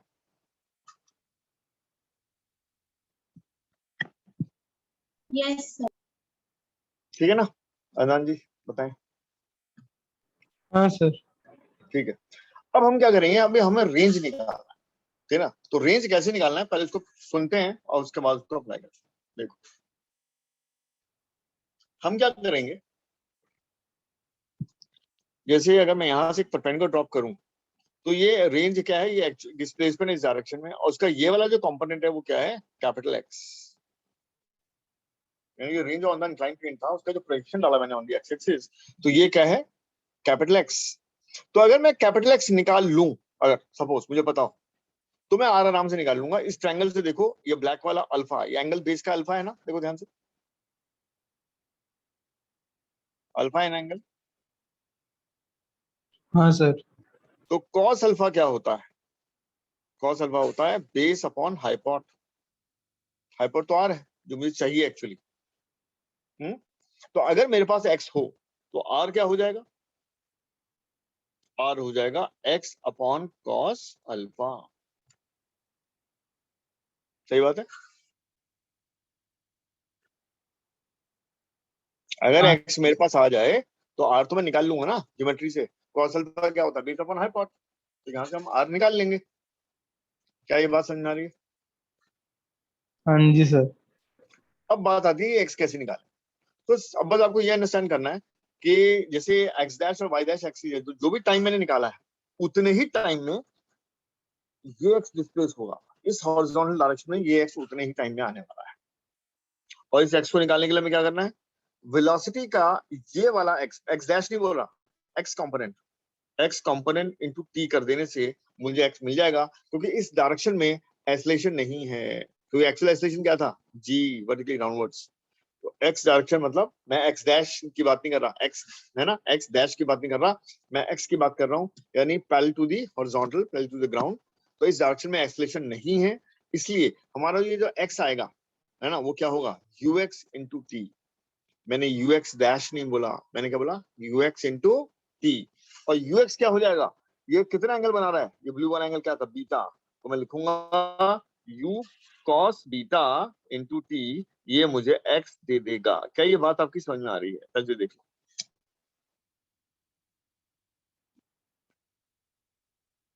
क्या ये समझ में आ रहा है? नहीं आया सर होगा, आखिरी का समझ नहीं आया। कोई बात नहीं। देखो इंक्लाइन प्लेन के अलोंग ये जो आर है, ये हमें निकालना है, ठीक है नहीं। तो ये जो सोचो, वेलोसिटी तो इधर है ना, ये ऐसे इंक्लाइन प्लेन पे गिरा है। अगर मैं इस डायरेक्शन की बात करूं, है ना, not along the incline plane, बल्कि हॉरिजॉन्टल, यानी parallel to the ground, ground की मैं बात करूं तो ये जो टाइम जो मैंने अभी निकाला है उतने ही टाइम में ये जो एक्स मैंने इस डायग्राम में मार्क किया है, तो क्या इस डायरेक्शन की अगर मुझे वेलोसिटी मिल जाए, है ना, इस डायरेक्शन की वेलोसिटी मिल जाए तो इस टाइम से गुणा करूंगा तो क्या ये एक्स नहीं मिल जाएगा, ये सोचना है। मिल जाएगा सर, समझ गए। हाँ जी अंशिका जी, आप समझ गए? Yes sir. पक्का? एकदम समझ में सही में आ रहा है? जबरदस्त समझ में आ रहा है या जबरदस्ती समझ में आ रहा है, ये बताएं। एकदम सर पक्का क्लियर आधा है आधा। ना? आधा आधा हो गया, मेरा मेरे पूछते ही आधा हो गया है। चलो तो यहाँ पे देखो,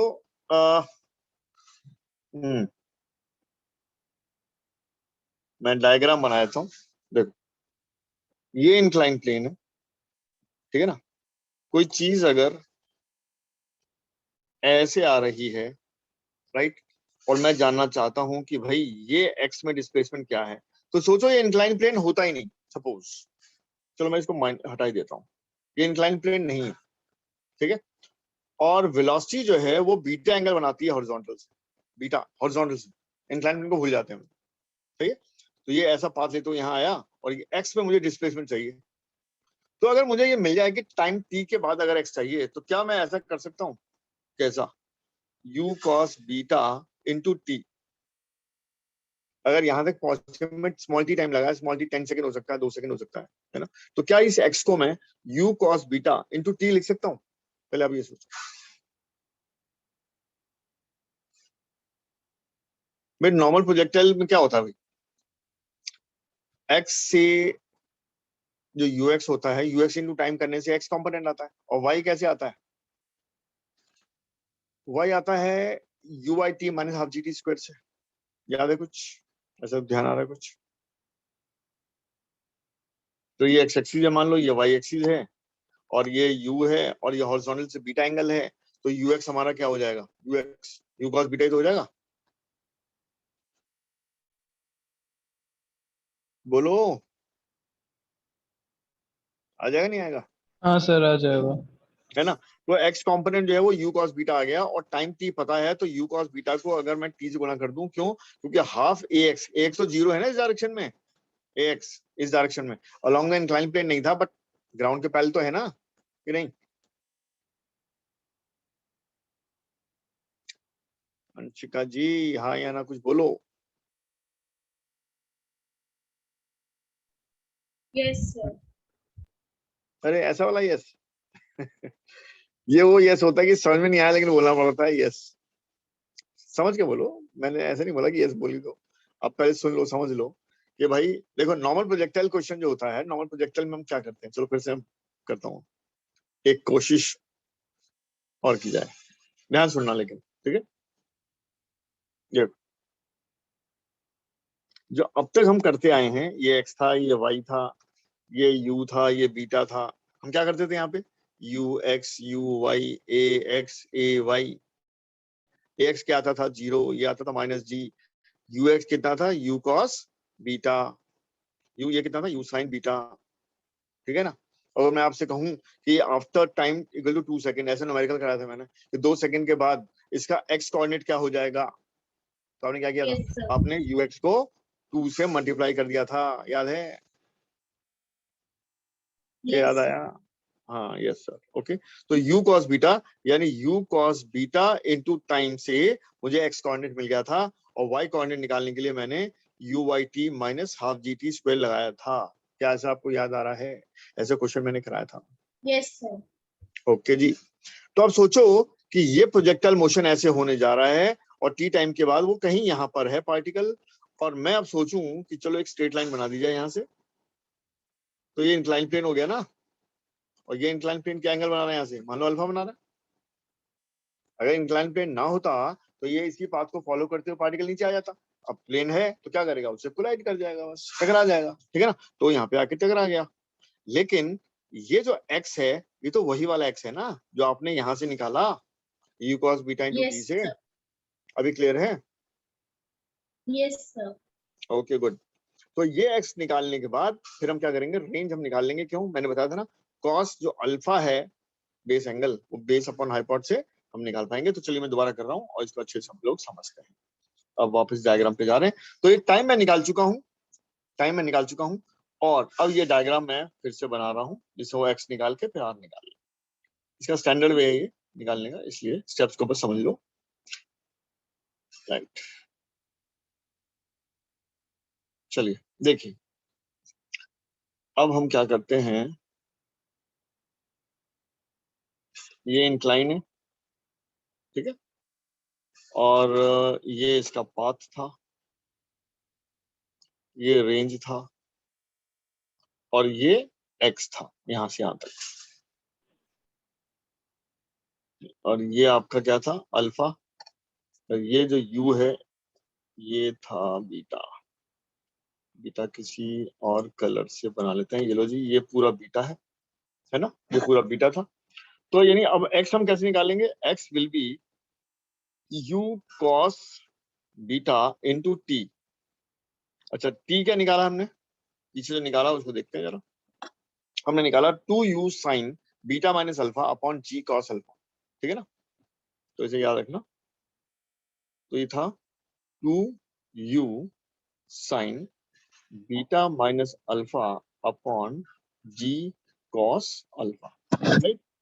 ये हमारा क्या है, एक्स है। तो ये हो जाएगा u square two sine of beta minus alpha into cos beta, इसको मल्टीप्लाई कर दो और नीचे ले आओ g cos alpha, g cos alpha.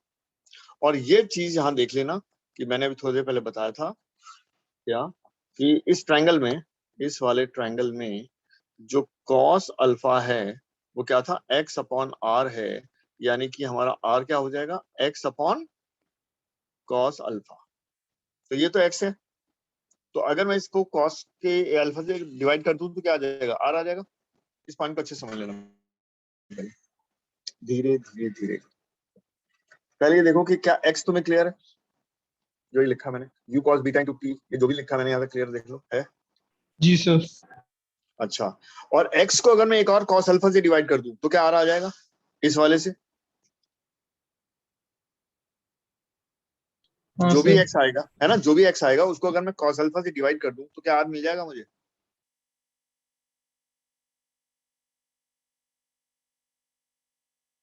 Yes और नो, अरनान जी। वापस क्वेश्चन बताइए, क्या बोला आपने? देख मैं ये बोल रहा हूँ, मेरी आवाज कट तो नहीं रही है ना, क्लियर आ रही है आवाज। नहीं नहीं, एकदम क्लियर आ रही है सर। चलिए ठीक है, पहले वो ग्रीन वाला जो नीचे लिखा है मैंने x का एक्सप्रेशन, वो देख लिया आपने, हाँ सर। और वो डायग्राम में भी देख लो कि ये x क्या था, ये ट्रायंगल है, नीचे बेस है, देख लिया x, जी सर, वो समझ गया। समझ गया ना, और ये r है, हाइपोट जो है इस ट्रायंगल का हाइपोट ये r है, ये समझ लिया। हाँ सर। तो इस ट्रायंगल में जो कॉस अल्फा है, ये देखो अल्फा दिख रहा है, ये ब्लू वाला अल्फा, हाँ सर। और कॉस अल्फा क्या होता है, base upon hypot x upon R, दिख रहा है ये, जी बेस एक्स सर। है ना, हाइपोट आर। तो आर को क्या, मैं आर को इधर ले जाऊं, कॉस अल्फा को नीचे ले आऊं, तो मैं क्या कह सकता हूं कि आर बराबर है एक्स अपॉन कॉस अल्फा। हाँ सर। तो जो नीचे मैंने ग्रीन वाला एक्स लिखा है, इसे अगर पूरे एक्सप्रेशन को मैं कॉस अल्फा से एक बार डिवाइड कर दूं तो ये कॉस का अल्फा, तो क्या इसे मैं आर लिख सकता हूँ, हाँ सर। ठीक है ना। तो चलो हाँ। यहां तक नोट कर लो, इसके आगे हम जाएंगे। तो ये हमारा आर का एक्सप्रेशन आ गया है ना, इसको थोड़ा और सिंप्लीफाई करना है, कुछ और फॉर्म में कन्वर्ट करना है। तो यहाँ तक नोट भी कर लीजिए, और कोई डाउट है तो मुझसे पूछ भी लीजिए, ठीक है। तो इसे नोट कर लो, और देखो क्या कोई छोटी मोटी बात कुछ भी हो पूछना है आपको, बिना आप समझे आगे नहीं जाना है, ठीक है ना, समझना है। यानी क्लास के अंदर बहुत अच्छे से समझना है, और क्लास के बाद घर में बहुत प्रैक्टिस करनी है। ये दो काम अगर करने हैं, करेंगे तो भी आप बहुत अच्छा सा सीखेंगे, ठीक है ना। तो दोनों काम करें, क्लास के अंदर कोई भी डाउट हो से जाने नहीं देना है, उसे सर आराम एक से बार पूछना। ग्रीन वाली क्वेश्चन आप समझा सकते हैं? कौन ग्रीन सी पे। वाली, कौन ग्रीन सी वाली, वाली। ग्रीन ग्रीन वाली, वाली जी। ग्रीन वाली। देखो ग्रीन में x जो है ना, x निकालना है मुझे, x is the displacement in the x direction. पहले x में और x डैश में फर्क करो, क्या फर्क है, ये डायरेक्शन है x और ये है x डैश,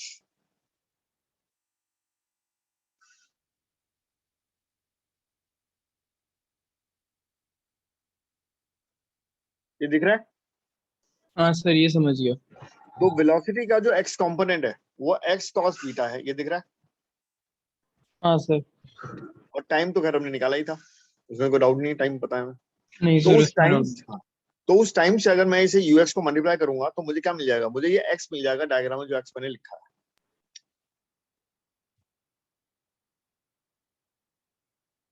तो अगर अंदर से आ रहा हो कि नहीं यार समझ में नहीं आई बात, बोल सकते हो, आई कि नहीं आई?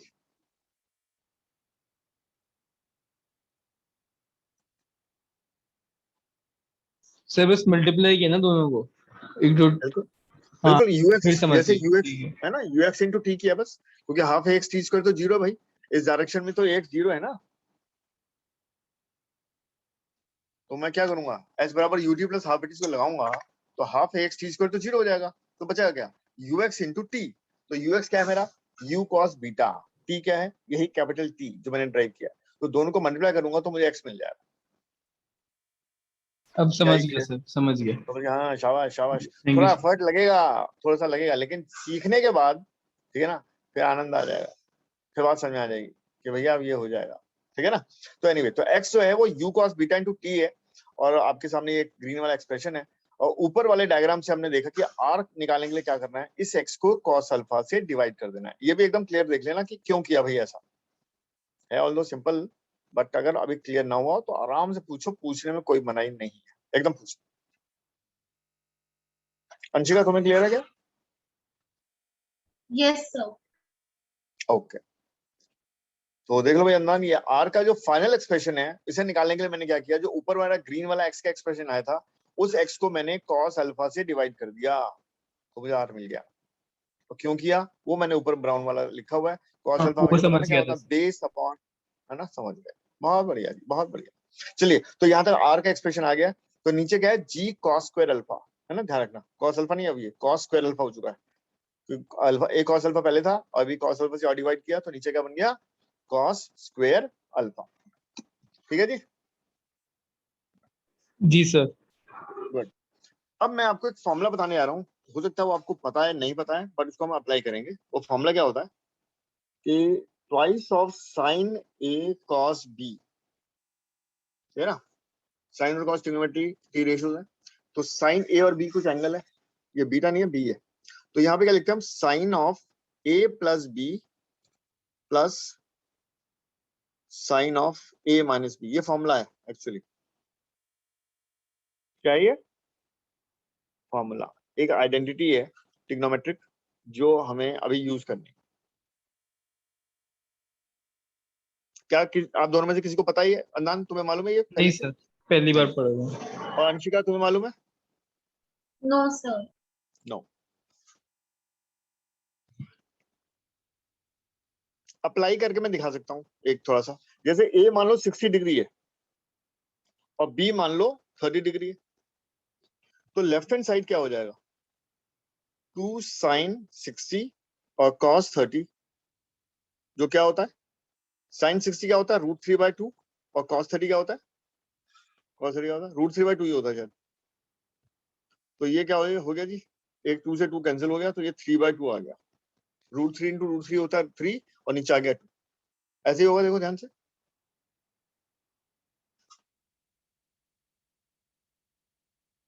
हाँ जी बताओ, अगर हाँ ए सर। 60 हो, एग्जांपल ले रहे हैं, ए अगर 60 है, बी अगर 30 है, तो लेफ्ट हैंड साइड क्या हो जाएगा, twice sine 60 cos 30 which is equal to 3/2।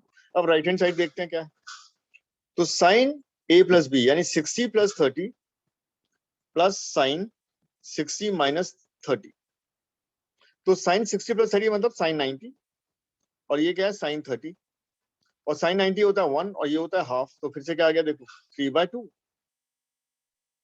दोनों बराबर आ गए ना।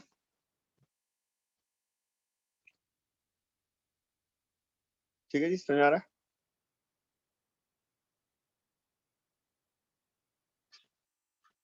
हाँ जी अदनान, क्लियर है? सर आखिरी आखिरी RHS का वापस समझा दिए। आरएचएस में मैंने क्या लिखा था, साइन ब्रैकेट में ए प्लस बी, फिर प्लस दूसरा वाला साइन ए माइनस बी। अब ए अगर 60 डिग्री है और बी अगर 30 डिग्री है, तो 60 प्लस 30 कितना होता है, 90 डिग्री 1। 90 है ना, वो 1 होता है। तो ये मैंने साइन 90 लिखा, ये मैंने 1 लिखा, और ये प्लस तो फॉर्मूले का है, प्लस तो लिखना ही पड़ेगा। और ये 60 माइनस 30 कितना होता है? 30 60 30, और साइन 30 कितना होता है? 1/2। तो यानी 1 प्लस हाफ कितना होता है? 3/2। और पहले भी कितना आया था? 3/2 मतलब सही आइडेंटिटी। क्यों आ गया? तो यानी हम जी एक फॉर्मूले को हमने वेरीफाई कर लिया कि ऐसा एक एक्सप्रेशन है, उसको हमने वेरीफाई कर लिया। तो twice of sine a cos b को हम लिख सकते हैं sine of a plus b plus sine of a minus b, है ना। ये यहाँ पे फॉर्मूला यूज होगा, इसलिए ये बताना आवश्यक है, और अब हम इसको यूज करेंगे। ठीक है, जी सर। चलिए अंशिका जी, नोट कर लिया आपने ये? Sir yes. एक सेकंड रुकिए, मुझे नोट करना है। अब भी नोट कर लो, बहुत मैंने तसल्ली लिख से लिया। आराम से सीखते हुए चलना है। ये डेरिवेशन, इसमें टाइम लगता है, थोड़ा बड़ा है थोड़ा, बट इसमें बहुत कुछ सीखने को, छोटे छोटे पॉइंट मिलेंगे। तो ये बहुत सारे न्यूमेरिकल्स ऐसे आएंगे जिसमें इन पॉइंट्स का यूज होगा। एक्चुअली डेरिवेशंस का मतलब ये नहीं होता कि हमें रट्टा मारना है, एग्जाम में लिखना है।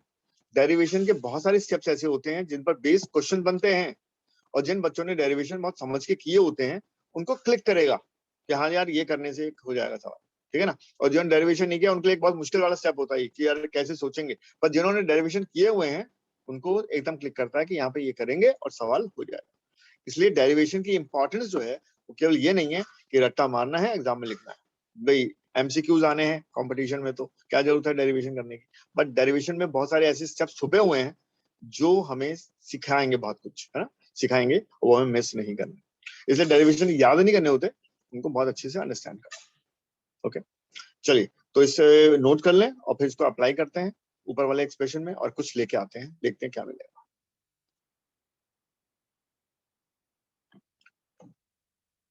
ठीक है जी, नोट हो गया? हो गया सर, कर लिया। ओके जी, अब हम क्या करते हैं, आते हैं, वैसे ही मुझे दोबारा लिखना पड़ेगा, या मैं यहाँ कुछ रब कर दूं, कुछ चलेगा? ये तो आप नोट कर चुके हो, तो मैं ये रब कर रहा हूँ ऊपर वाला, कर है ना। दिए सर, कर दिया लो। हाँ ठीक ठीक ठीक। और मैं इसको रिवर्स लिखूंगा जिससे कि हम लोग जो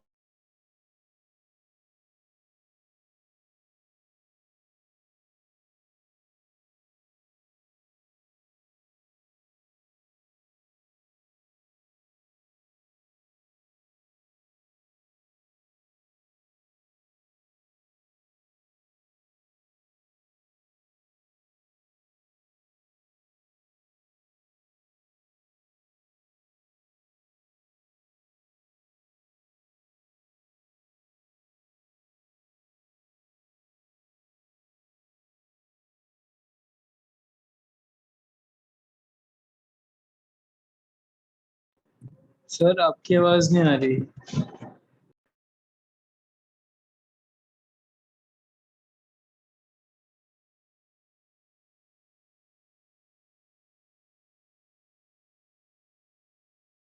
सर आपकी आवाज नहीं आ रही है। सर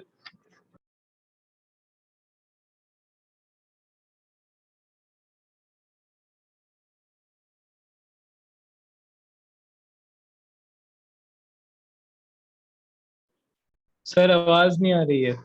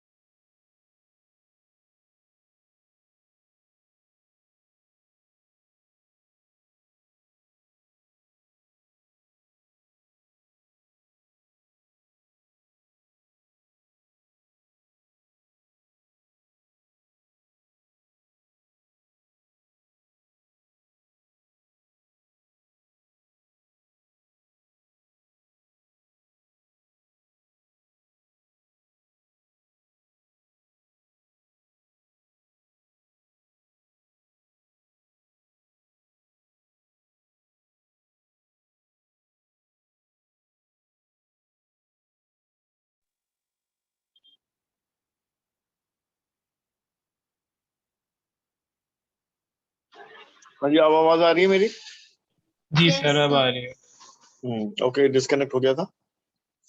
तो अभी यहाँ पर क्या है, मुझे दोबारा इन्हें होस्ट करना पड़ेगा।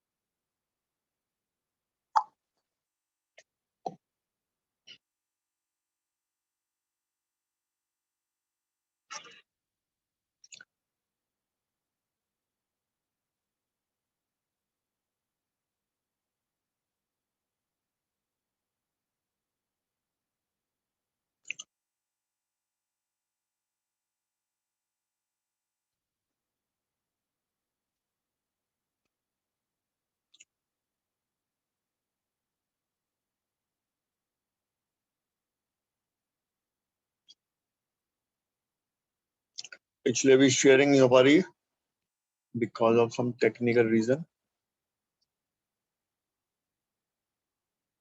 Let's see.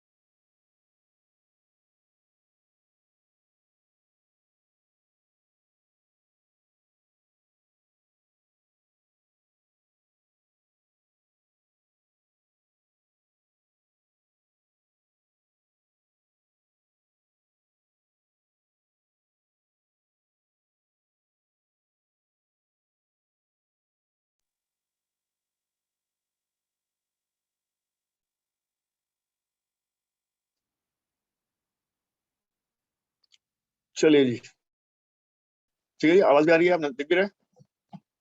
हाँ सर। ठीक है जी। तो ये ऊपर वाला स्टेप क्लियर है जो लिखा मैंने? नहीं सर। देखो फॉर्मूला क्या था यहाँ पे, देखो क्या है, चलो इसे देखो, 2 sin A cos B है ये मान लो। तो A क्या है, अल्फा माइनस बीटा को हमने A बोल दिया और बीटा को हमने B बोल दिया, बोल सकते हैं? हाँ सर। तो अब हमें फॉर्मूला क्या लिखना है, sine of A plus b plus sine of A minus b, ये तो लिखना है।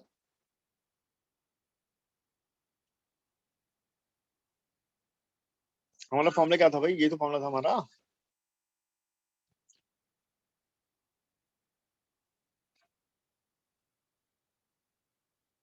ये फॉर्मूला हमारा ये तो है, two twice of sine a cos b. जब साइन को कॉस से मल्टीप्लाई कर रहे होते हैं, two sine a cos b, तो यही तो आता है ना, sine of a plus b plus sine of a minus b. ये तो सीखा अभी थोड़े पहले, हाँ सर। ठीक है। तो चलिए अब अगर मैं पीछे आऊं और यहाँ देखूं तो यहाँ पे क्या लिख सकता हूँ, ये क्या था, twice of sine beta minus alpha को मल्टीप्लाई कर रहे हैं कॉस बीटा से, है ना। तो two sine a cos b है ना ये, तो ए क्या है, हाँ, अब बीटा समझ माइनस गया, अल्फा को ये आइडेंटिटी मान लो, लग जाएगी वहाँ पे जी कोस का अल्फा के ऊपर। ठीक है ना। तो यहाँ पे हम लिख सकते हैं कि ब्रैकेट में sine of beta minus alpha plus beta और फिर plus sine of beta minus alpha minus beta. Clear है क्या? हाँ सर। ठीक, सिंपल सा है, मतलब कुछ खास नहीं है इसमें, सिंपल सी बात है। चलिए अब देखें, तो इसको मैं सिंप्लीफाई करता हूँ, यू स्क्वायर हो जाएगा और ये हो जाएगा sine of 2 beta minus alpha, और ये हो जाएगा प्लस का sine minus beta, actually minus नहीं माइनस अल्फा, क्योंकि बीटा बीटा हो जाएगा कैंसिल, बचा क्या, minus alpha, sine of minus alpha, और नीचे क्या है, जी कॉस स्क्वायर अल्फा। देखो यहां तक क्लियर है?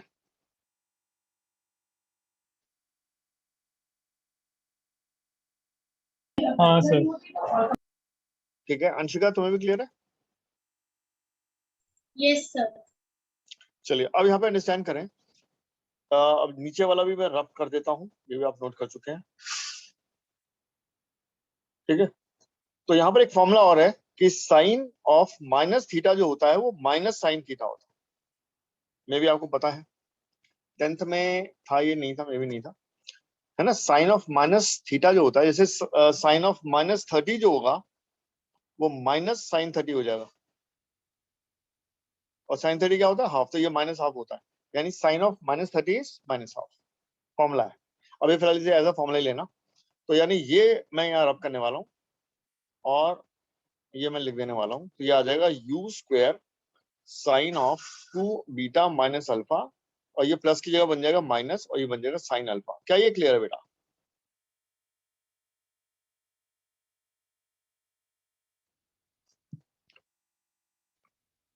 हाँ सर समझिए। ये क्लियर है क्या?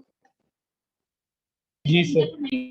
अच्छा, अब देखो, ध्यान से देखो कि जो अल्फा एंगल था वो किसका एंगल था, वो तो था इंक्लाइन प्लेन का, वो तो कांस्टेंट है, उसको हम छेड़ नहीं सकते, कम ज्यादा नहीं कर सकते। हाँ, beta V can change, beta V can change, and अगर मुझे आर की मैक्सिमम वैल्यू चाहिए तो हम लिखेंगे यहाँ पे R will be maximum if sin of 2 beta minus alpha is maximum, which is 1. जो पहला वाला टर्म है ना, sin of 2 beta minus alpha, तो ये जब मैक्सिमम होगा तो आर भी अपना मैक्सिमम हो जाएगा, क्योंकि बाकी सब चीजें तो कांस्टेंट है, उनको तो हम कम ज्यादा कर ही नहीं सकते। लेकिन sin of 2 beta minus alpha की अगर मैं मैक्सिमम वैल्यू पुट करता हूं तो मुझे आर की भी मैक्सिमम वैल्यू मिलेगी। क्या ये बात सही है? जी सर। और हमें मालूम है कि साइन फंक्शन की जो मैक्सिमम वैल्यू होती है क्या होती है, 1 ही होती है, उससे ज्यादा हो नहीं सकती, हाँ सर। ठीक है ना। तो अब अगर मैं साइन 2 बीटा माइनस अल्फा को 1 रख दूं तो मुझे क्या मिलने वाला है? मुझे मिलने वाला है ये एक्सप्रेशन, यानी यू स्क्वायर, यहां तो लिख दूंगा 1 माइनस साइन अल्फा, और नीचे जी, जी के साथ क्या है, cos square alpha. Cos square alpha को हम क्या लिख सकते हैं, 1 माइनस साइन स्क्वायर अल्फा लिख सकते हैं क्या, हाँ सर। है ना। Sine square alpha plus cos square alpha 1 होता है, तो यानी कॉस स्क्वायर अल्फा को मैं 1 माइनस साइन स्क्वायर अल्फा लिख सकता हूँ। कोई दिक्कत नहीं? नहीं सर, सही है। अब एक काम और कर लेते हैं, जो 1 माइनस साइन स्क्वायर अल्फा है उसे मैं 1 माइनस साइन अल्फा और 1 प्लस साइन अल्फा भी लिख सकता हूँ। A square minus b square formula क्या होता है, a plus b a minus b होता है ना। तो यानी 1 minus sine alpha into 1 plus sine alpha लिख सकता हूँ। क्या ये क्लियर है? क्या ऐसा कर सकते हैं? हाँ सर, ये सही है ना। तो यहाँ पर एक टर्म है जो कैंसिल हो रही है, कौन सी, 1 minus sine alpha, 1 minus sine alpha cancel. तो आर की जो मैक्सिमम वैल्यू आ रही है, जो मैं यहाँ लिख रहा हूँ, आर की जो मैक्सिमम वैल्यू आ रही है वो आ रही है यू स्क्वायर अपॉन जी, और यहाँ आ रहा है 1 प्लस साइन अल्फा। ये हमारा आर की मैक्सिमम वैल्यू है। आर की जो मैक्सिमम वैल्यू है वो आ गई u square upon g bracket में 1 प्लस साइन अल्फा। क्या ये बेटा एक्सप्रेशन समझ में आ रहा है?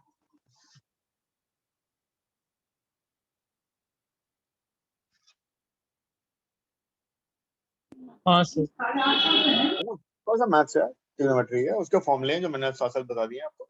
तो आर का जो एक्सप्रेशन है, ये वाला जो एक्सप्रेशन है, ये आर का एक्सप्रेशन है एक्चुअली, और इसकी मैक्सिमम वैल्यू निकालने के लिए हमने क्या किया, हमने साइन 2 बीटा माइनस अल्फा को क्या कर दिया, 1, और 1 पुट करने के बाद सिंप्लीफाई किया, तो ये हमें आर के मैक्सिमम वैल्यू मिल गई। तो कौन कौन से फॉर्मूले ध्यान रखने हैं, एक आर का जनरल फॉर्मूला ध्यान रखना है, आर की मैक्सिमम वैल्यू ध्यान रखनी है ना। और फिर एक चीज और पूछते हैं कि बीटा और अल्फा में क्या रिलेशन होगा so that R becomes maximum. तो वो मैं भी बताने जा रहा हूँ, जो आप आराम से सोच भी लेंगे, लेकिन पहले यहां तक अच्छे से नोट कर लें, एक एक स्टेप क्लियर कर लें।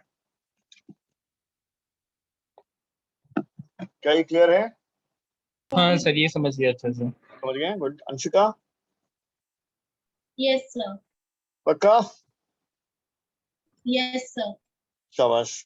अच्छा देखो, अब हमें एक छोटी सी बात और पूछी आती है कि बीटा और अल्फा में क्या रिलेशन हो सो दैट इंक्लाइन प्लेन पे रेंज मैक्सिमम हो जाए।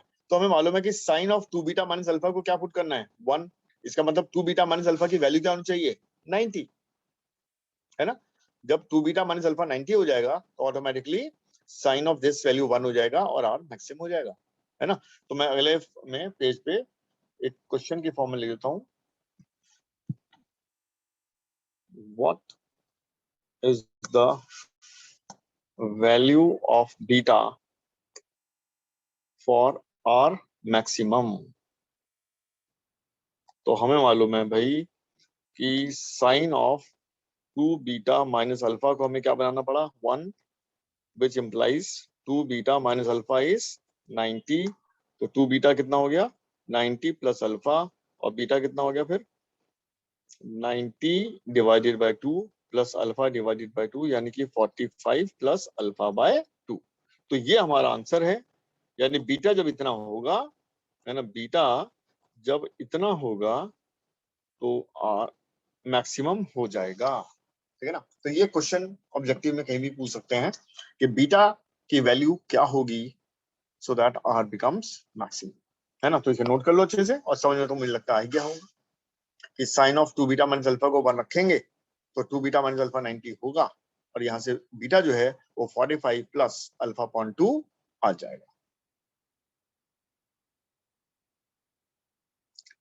तो बहुत ध्यान से देखें, क्या ये एकदम समझ में आ गया है। Yes sir. चलिए अंशिका जी क्लियर है, गुड, बहुत बढ़िया। और नान तुम्हें भी आगे बेटा। हाँ सर समझिए।